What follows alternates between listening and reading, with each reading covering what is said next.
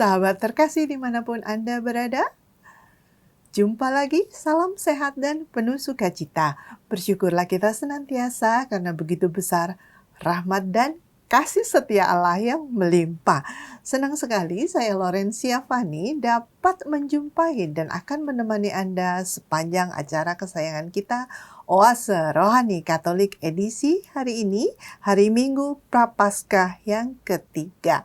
Telah hadir di studio yang akan membimbing kita yaitu Romo Silverius Andang Kencana Aji SDB. Selamat datang Romo. Terima kasih Bu Fani. Terima kasih ya Romo untuk kehadirannya. Baik, kita mulai saja ya Romo ya. Baik. Sahabat, kita mulai saja acara kita ini dengan doa pembuka yang akan dipimpin oleh Romo Andang. Silakan Romo. Kita siapkan diri kita untuk menghadap Tuhan. Dalam nama Bapa dan Putra dan Roh Kudus. Amin. Allah yang penuh kasih, kami menghadap-Mu pada kesempatan kali ini. Bersyukur atas rahmat yang telah Engkau berikan kepada kami, sehingga kami dapat menjumpai Engkau dalam permenungan pada hari ini. Berkatilah setiap usaha kami untuk mau mendekatkan diri kepadamu, terutama ketika kami merenungkan pengorbanan putramu di atas kayu salib, sehingga menjadikan bagi kami keselamatan yang mengharuskan bagi kami untuk selalu mau bertobat pada setiap kesempatan. Maka bantulah kami untuk dapat merenungkan lebih dalam setiap sabda yang kami dengar pada hari ini. Berkatilah setiap usaha kami, sehingga sungguh-sungguh sangat berguna bagi kami dan orang-orang sekitar kami. Nama-Mu kami puji kini dan sepanjang segala masa. Amin. Dalam nama Bapa dan Putra dan Roh Kudus. Amin. Antifon pembuka. Mataku tetap terarah kepada Tuhan, sebab Ia mengeluarkan kakiku dari jerat. Berpalinglah kepadaku dan kasihanilah aku, sebab sebatang kara dan celakalah aku. Bacaan pertama dari Kitab Keluaran bab 3 ayat 1-8a dilanjut ayat 13-15.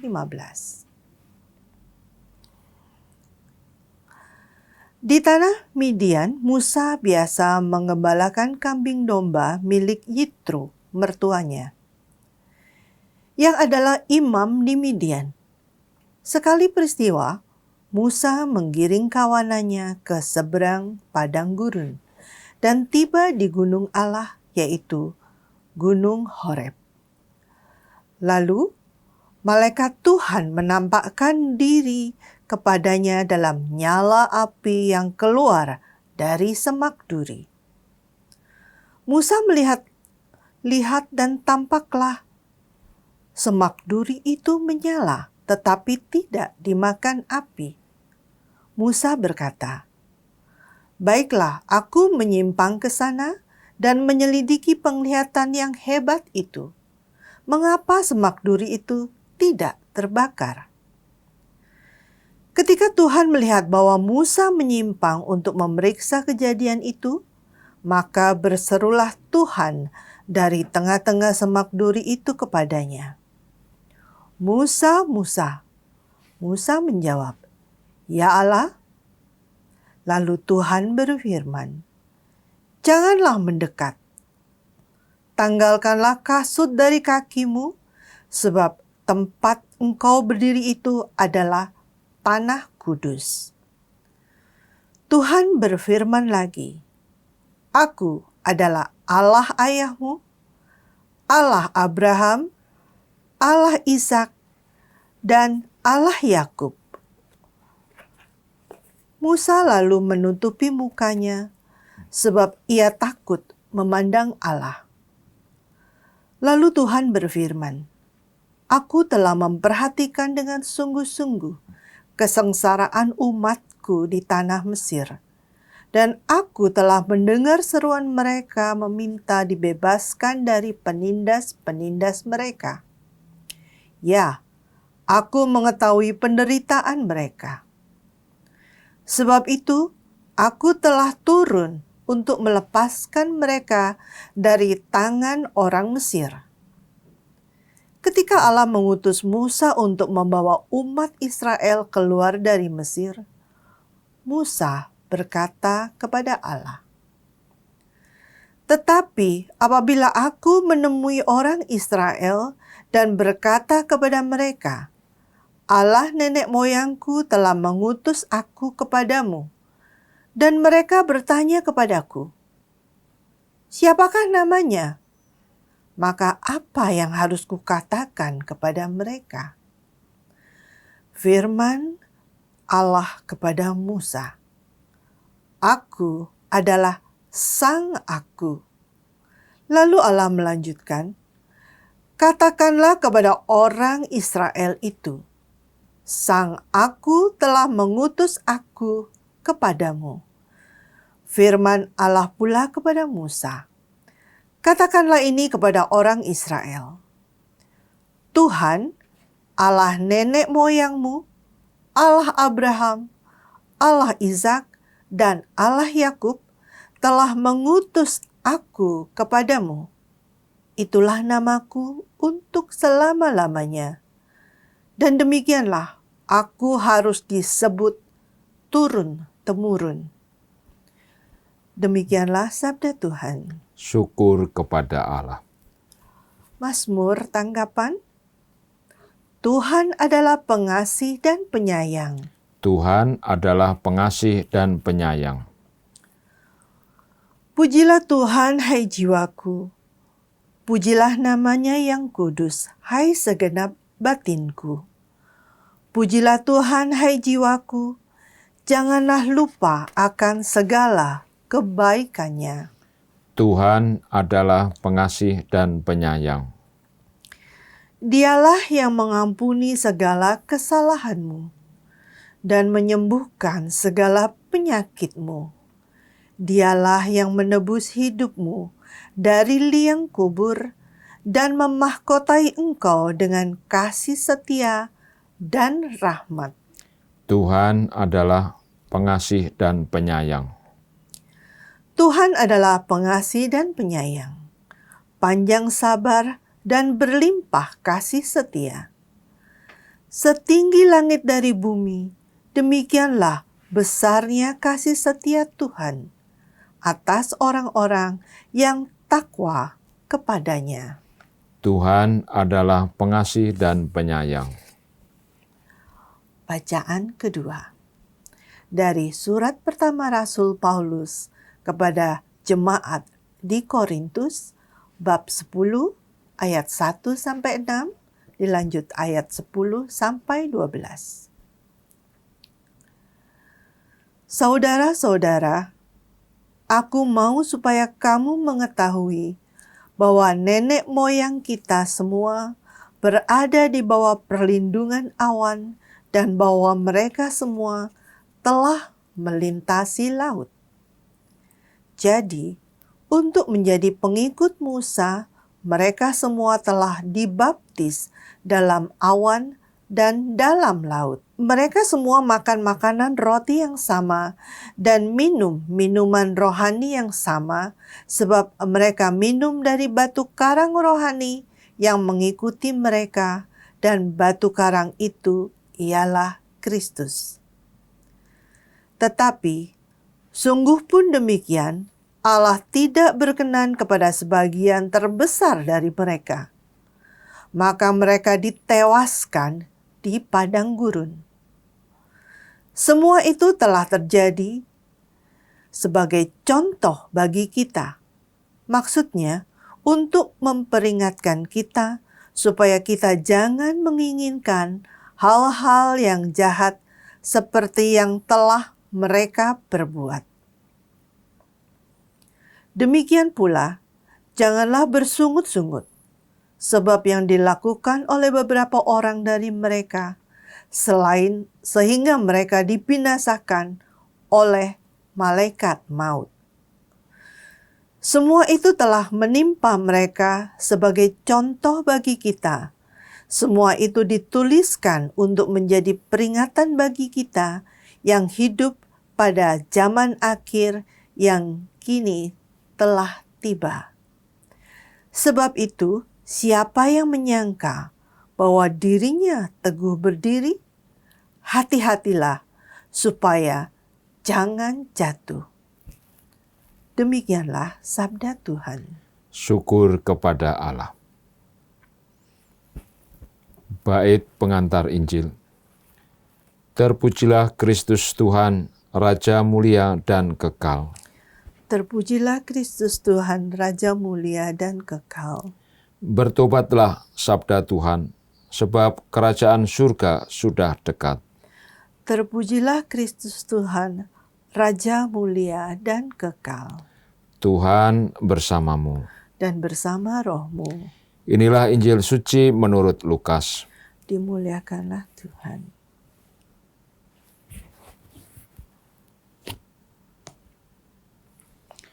Sekali peristiwa, datanglah kepada Yesus beberapa orang membawa kabar tentang orang-orang Galilea yang dibunuh Pilatus dan darahnya dicampurkan dengan darah kurban yang mereka persembahkan. Yesus berkata kepada mereka, "Sangkamu orang-orang Galilea ini lebih besar dosanya daripada dosa semua orang Galilea yang lain, karena mereka mengalami nasib demikian? Tidak, kataku kepadamu, tetapi jika kamu tidak bertobat, kamu semua akan binasa dengan cara demikian. Atau sangkamu ke-18 orang yang mati ditimpa menara dekat Siloam lebih besar kesalahannya daripada semua orang lain yang diam di Yerusalem? Tidak, kataku kepadamu. Tetapi jika kamu tidak bertobat, kamu semua akan binasa dengan cara demikian." Kemudian Yesus menyampaikan perumpamaan ini. Seorang mempunyai pohon ara yang ditanam di kebun anggurnya, dan ia datang untuk mencari buah pada pohon itu, tetapi ia tidak menemukannya. Lalu ia berkata kepada pengurus kebun anggur itu, "Lihatlah, sudah 3 tahun aku datang mencari buah pada pohon ara ini, namun tidak pernah menemukannya. Tebanglah pohon ini. Untuk apa dia hidup di tanah ini dengan sia-sia?" Pengurus kebun itu menjawab, "Tuan, biarkanlah dia tumbuh selama 1 tahun ini lagi. Aku akan mencangkul tanah sekelilingnya dan memberi pupuk kepadanya. Mungkin tahun depan ia berbuah. Jika tidak, tebanglah dia." Demikianlah sabda Tuhan. Terpujilah Kristus. Sahabat rohani Katolik yang dikasihi Tuhan, telah kita simak bersama firman Tuhan. Sekarang marilah kita mendengarkan permenungan yang akan dibawakan oleh Romo Andang. Baik Romo, kita mulai dari bacaan pertama ya Romo. Ya, Ibu Fani, kita akan merenungkan apa yang sudah kita dengar dari kitab Keluaran. Ya. Di kitab Keluaran itu, Tuhan memperlihatkan dirinya kepada Musa. Dan ini adalah sebuah gambaran relasi antara Tuhan dan manusia, bahwa Allah yang kita imani itu adalah Allah yang setia, yang selalu memberikan pendampingan. Maka Tuhan juga menyampaikan apa-apa yang dikehendakinya kepada manusia. Dan di dalam kitab Keluaran ini digambarkan disampaikan kepada Musa. Tuhan tidak menyampaikan langsung kepada orang banyak, tetapi kepada Musa yang dijadikan perantara untuk menyampaikan kehendak-Nya. Disinilah maka kemudian kita tahu bagaimana Tuhan menyatakan dirinya dan kemudian menyampaikan hal-hal yang Ia kehendaki. Pertama, kita akan mengetahui bahwa umat manusia mempunyai Allah yang begitu berkuasa dan kemudian juga memperhatikan setiap apa yang dibutuhkan ataupun yang harus dilakukan oleh manusia. Musa ini adalah juga gambaran orang yang memang seharusnya mau mendengarkan sabda Tuhan. Musa digambarkan memang menjadi manusia yang tidak mudah, bahwa kemudian dia harus berusaha mencerna kehadiran Tuhan yang ia temui. Di situ dia pertama tidak begitu mengerti tentang semak duri yang tidak terbakar. Tetapi kemudian dia mendengar tentang suara Tuhan. Dan ini adalah juga merupakan satu gambaran kalau kita juga mau bersungguh-sungguh untuk mau mencari sabda Tuhan, kita juga akan mendengar apa yang Tuhan katakan di dalam setiap pencarian kita itu. Dan kemudian kita juga mau melakukan percakapan atau dialog. Ini seperti yang juga dilakukan oleh Musa, mengadakan dialog. Dan kemudian Musa mendapatkan pencerahan tentang hal-hal keselamatan yang akan didapat oleh manusia ketika melaksanakan kehendak Tuhan. Ini yang bisa kita renungkan di dalam bacaan pertama yang dari kitab Keluaran ini. Iya. Nah, bertanya ya Romo ya. Iya. Allah menyebut dirinya adalah Sang Aku ya Romo ya. Iya. Iya, tentunya seorang Musa dengan hanya sebagai penggembala ya. Bagaimana untuk saat sekarang itu kita bisa mencerna bahwa Sang Aku itu bagaimana? Allah yang seperti apa, Romo? Pemahamannya bisa jadi bahwa ini dari latar belakang apa yang ditanyakan oleh Musa itu sendiri, bahwa ia mendapatkan titipan pertanyaan dari umat Israel yang lain tentang sosok Tuhan yang bagaimana itu. Karena pada zaman dahulu berhala-berhala yang ada itu kemudian diberi identitas oleh manusia, bahwa mereka menyembah sosok Tuhan itu ditautkan oleh hal-hal tertentu. Misalnya Tuhan matahari atau Tuhan angin atau Tuhan terang atau Tuhan apa itu. Tetapi yang dinyatakan oleh Tuhan dalam kesempatan bertemu dengan Musa ini menyatakan aku adalah Sang Aku, yang artinya Dia adalah Allah yang Maha Kuasa. Tidak dapat disandingkan dengan hal-hal yang lain yang ada di hadapan manusia. Ini yang mau dinyatakan. Dia adalah Allah yang memang Maha Kuasa, yang menguasai apapun itu, tidak terbatas kepada hal-hal tertentu. Ini maka ketika pertemuan antara Musa dan Allah ini dengan Tuhan ini, itu dimanfaatkan oleh Tuhan supaya manusia semakin percaya kepada keilahian Allah itu sendiri, bahwa Tuhan sungguh-sungguh sangat berkuasa atas apapun yang ada di dunia ini. Itu yang ingin disampaikan. Iya.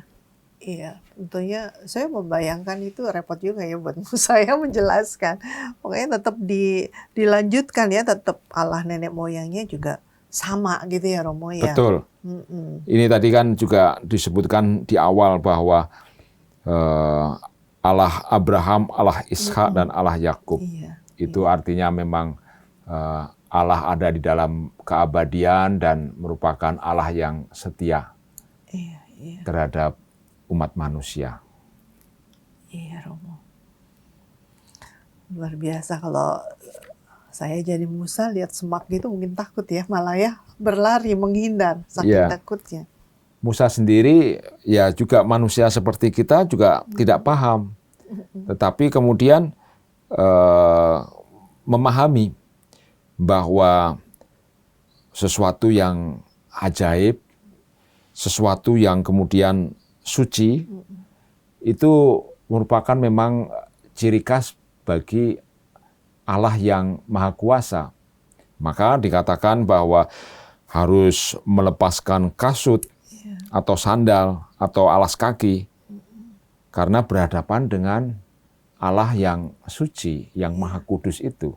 Nah, ini juga suatu yang luar biasa yang disadari oleh Musa, tetapi kita tahu bahwa Musa sebagai perantara antara Allah dan umat Israel itu adalah orang pilihan. Dan itu kehidupannya juga mempunyai jaminan bahwa secara spiritual dekat dengan Tuhan. Dan ini juga menjadi pelajaran bagi kita bahwa memang harus ada jalan untuk supaya mau dekat dengan Tuhan. Salah satu di antaranya adalah usaha untuk menjalankan kehidupan rohani yang lebih dekat kepada Tuhan. Nah, ini yang kadang-kadang mungkin diabaikan. Seperti gambaran kita ini adalah umat Israel, tetapi Musa yang sebagai perantara itu lebih banyak fokus terhadap usaha kedekatan dia dengan Allah. Salah satunya di antaranya adalah kehidupan rohaninya yang sungguh-sungguh sangat kentara, sehingga menjadikan dia mampu mengerti dan memahami setiap apa kejadian pertemuannya dengan Tuhan itu sendiri. Iya, Romo.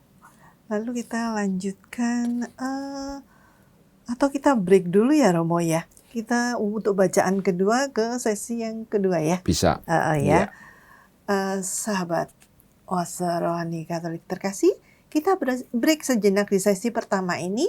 Kita akan lanjut di sesi kedua. Jangan kemana-mana.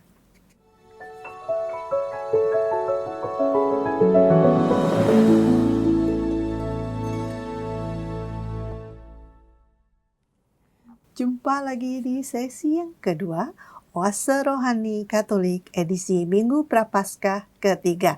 Terima kasih untuk kesetiaan Anda masih bersama kami, Romo Andang dan saya Fani. Baik Romo, kita lanjutkan ya Romo.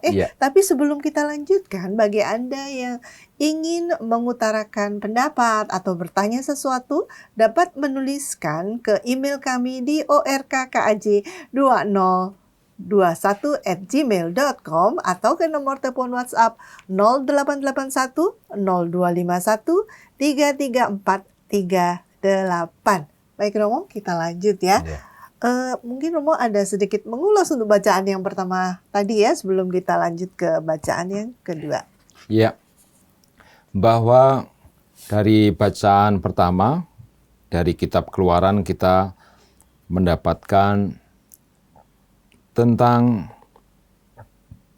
relasi antara Tuhan dan manusia yang terlihat dalam hubungan atau percakapan antara Musa atau pertemuan antara Musa dengan Tuhan.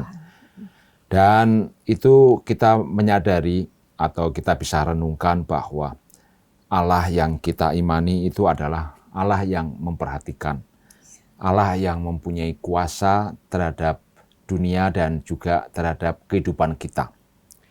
Dan oleh karena itu kita harus mau melakukan kehendaknya, termasuk diantaranya mendengarkan sabda Tuhan dan melaksanakannya di dalam kehidupan sehari-hari.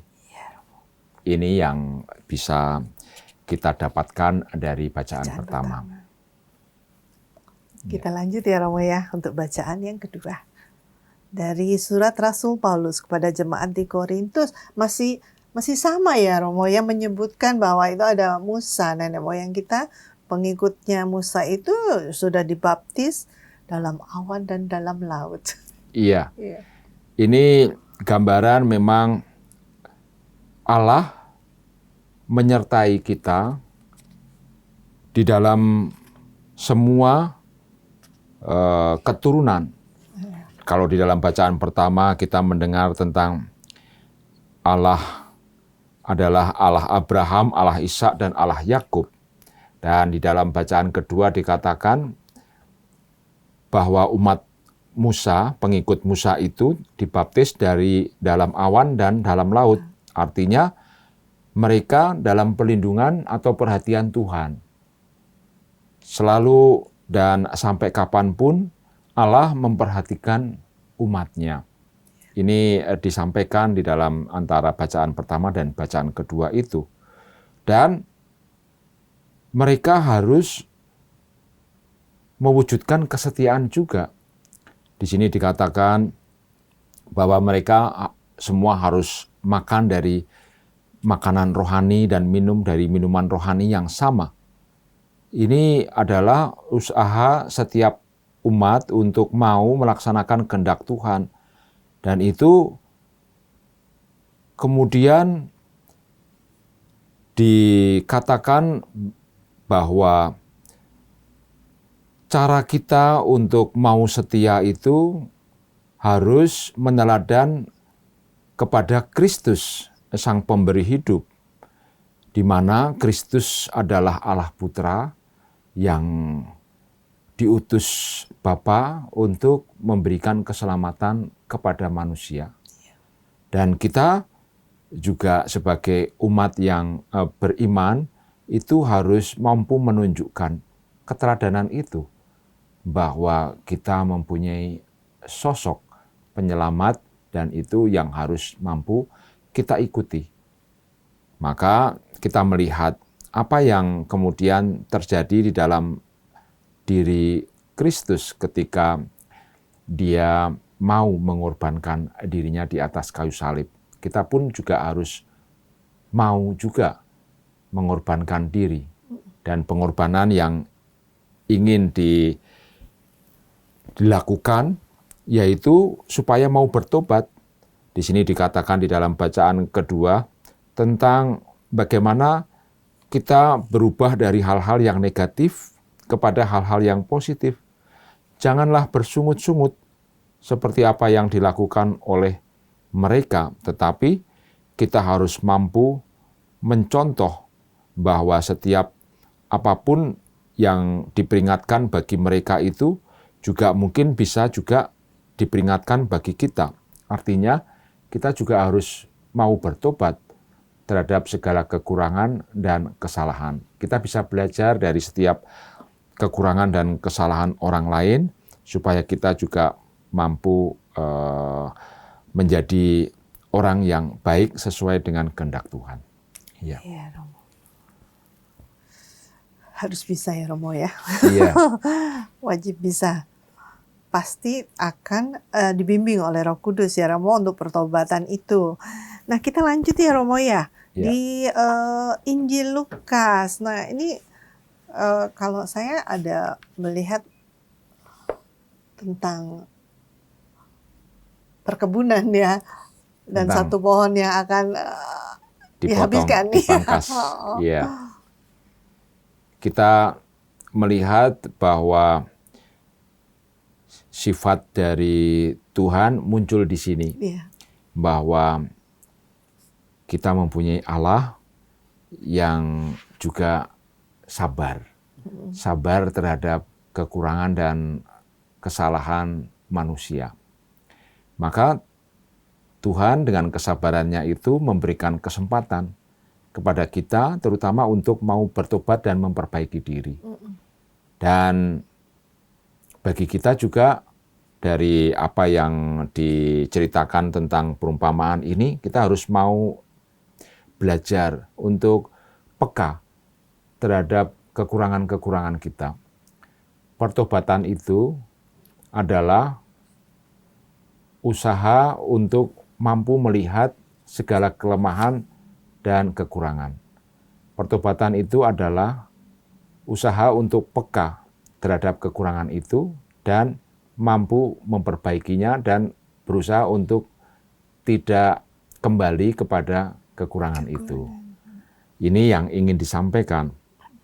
Tetapi ada satu poin yang juga penting ketika pada awalnya diceritakan tentang bagaimana ada orang-orang Yerusalem ini yang menyatakan bahwa orang-orang lain tentang kekurangan dan kesalahan mereka itu adalah sungguh-sungguh sangat tidak baik. Artinya mereka menyatakan diri kesombongan mereka bahwa orang-orang yang bersalah dan kemudian orang-orang yang berdosa itu dosanya lebih banyak. Padahal mereka itu dituntut untuk juga melihat kekurangan mereka sendiri.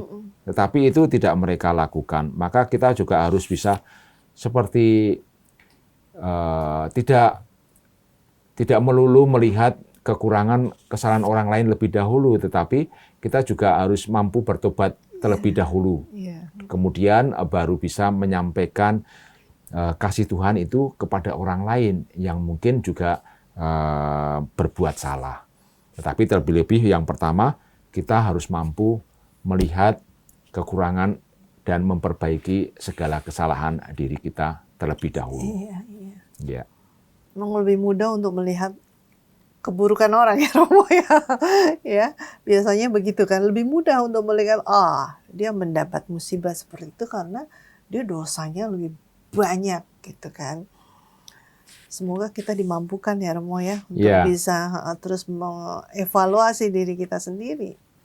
Orang Israel pada waktu itu berpikir setiap penyakit, setiap penderitaan itu karena orang itu mempunyai dosa. Padahal belum tentu. Nah itu kan merupakan satu kesombongan. Kita harus mampu merendahkan hati kita, melihat apakah kita juga sudah memperbaiki diri, dan perbaikan-perbaikan diri kita semoga juga mampu berbuah seperti apa yang diinginkan oleh pengurus kebun ini supaya kita juga mampu berbuah. Salah satu segi dari pertobatan itu adalah adanya buah. Dan buahnya itu tentu saja mampu dimanfaatkan setidaknya oleh diri kita dan juga orang-orang sekitar kita. Gitu. Iya, indah ya, makanya diberi kesempatan lagi gitu ya Romo ya. Iya, dan semoga kita mampu memanfaatkannya. Setiap amin. kali kita diberi kesempatan, kita harus mempunyai semangat dan tenaga untuk merubah diri dan tumbuh serta berbuah. Iya, Romo masih ada pesan lagi untuk sahabat Oase Rohani Katolik mengenai bacaan 1, 2, dan Injil. Ya, para sahabat Oase Rohani Katolik, kita memasuki masa Prapaskah minggu yang ketiga. Tentu saja di dalam masa Prapaskah minggu ketiga ini semoga kita sudah banyak kemajuan, terutama untuk pertobatan. Dan itu sudah harus ada efek atau buah yang sudah kita raih. Di antaranya adalah bagaimana kita merasakan kasih Tuhan di dalam kehidupan kita. Dan bagaimana juga kita mampu membagikan kasih Tuhan itu kepada orang-orang yang ada di sekitar kita. Dan bacaan yang kita dapat pada hari ini menyatakan bahwa kemajuan pertobatan kita itu juga diindikasikan dengan bagaimana kita juga peka terhadap kekurangan dan kesalahan diri sendiri terlebih dahulu sebelum kita juga mampu memperbaiki orang-orang yang ada di sekitar kita. Iya, Itu baik, yang Romo. bisa disampaikan. Iya, Ya. indah sekali. Terima kasih Romo ya. Sahabat terkasih, kita sudah di penghujung acara. Akan ditutup dengan doa dan mohon berkat dari Romo Andang. Silakan Romo. Kita berdoa dalam nama Bapa dan Putra dan Roh Kudus. Amin. Amin.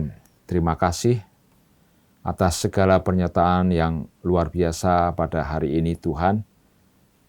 Kami telah mendengarkan sabda yang telah Engkau berikan kepada kami. Kami bersyukur kami mempunyai usaha untuk dapat mencerna segala apa yang Engkau titahkan kepada kami. Semoga berkat dorongan Roh Kudus-Mu, kami mempunyai semangat untuk memperbaiki diri kami di dalam usaha pertobatan kami, teristimewa di masa Prapaskah ini. Dan semoga usaha kami mampu membuahkan hasil bagi keselamatan dan kebahagiaan kami. Tuhan, sertailah kami selanjutnya dalam setiap kegiatan-kegiatan kami di hari-hari yang akan datang. Semoga kami tumbuh dan berkembang sesuai dengan kehendak-Mu. Nama-Mu kami puji kini dan sepanjang segala masa. Amin. Tuhan bersamamu. Dan bersama Roh-Mu. Semoga Allah yang Maha Kuasa memberkati saudara sekalian, Bapa dan Putra dan Roh Kudus. Amin. Amin. Terima kasih. Terima kasih kembali. Romo Andang. Sahabat Oase Rohani Katolik terkasih, sampai di sini perjumpaan kita pada edisi hari ini. Terima kasih untuk kebersamaan Anda dan kita jumpa lagi di Oase Rohani Katolik berikutnya. Salam damai.